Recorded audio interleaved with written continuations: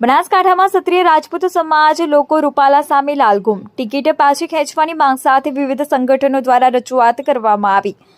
રાજકોટ લોકસભા બેઠકના ઉમેદવાર અને કેન્દ્રીય મંત્રી પુરુષોત્તમ રૂપાલાએ દલિત સમાજના એક કાર્યક્રમમાં રાજપૂત સમાજ વિશે અભદ્ર ભાષામાં ટિપ્પણી કરી હતી, જેને લઈ સમગ્ર ગુજરાત સહિતના રાજપૂત સમાજમાં રોષ ફાટી નીકળ્યો છે અને પુરુષોત્તમ રૂપાલાની ટિકિટ રદ કરવામાં આવે તેવી માંગ કરવામાં આવી રહી છે।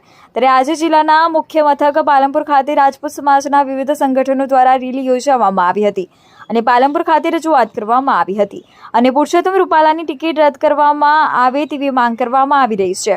જો ટિકિટ રદ કરવામાં નહીં આવે તો આગામી લોકસભાની ચૂંટણીમાં ભારતીય જનતા પાર્ટીને મોટું નુકસાન થશે તેવી રાજપૂત સમાજના આગેવાનોએ ચીમકી આપી હતી। અહેવાલ ગોપાલ કે પૂજારા। આજે બનાસકાંઠા સમગ્ર રાજપૂત સમાજ તમામ સંગઠનો અહીં માનસિક રોગી રૂપાલાના વિરુદ્ધમાં આવેદન આપવા માટે ભેગા થયા હતા।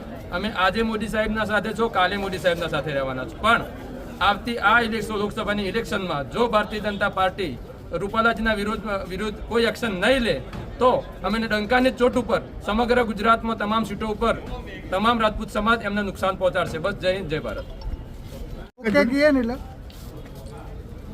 ઓકે, આજે પાલનપુર ખાતે અખિલ ગુજરાત રાજપૂત યુવા સંઘ બનાસકાંઠા, રાજપૂત કરણી સેના બનાસકાંઠા, મહાકાલ સેના બનાસકાંઠા જે રૂપાલાજીએ રાજપૂત સમાજ વિરુદ્ધ નિવેદન કર્યું એના બાબતમાં એમના વિરુદ્ધમાં આદરણીય કલેક્ટર સાહેબશ્રીને આવેદનપત્ર આપવા અને રૂપાલાજીની ટિકિટ રદ કરવામાં આવે અને એમના માથે કાયદેસરની કાર્યવાહી કરવા આવે એવી અમારી તમામ સંગઠનોની એક અવાજે માંગણી છે। આપનું નામ?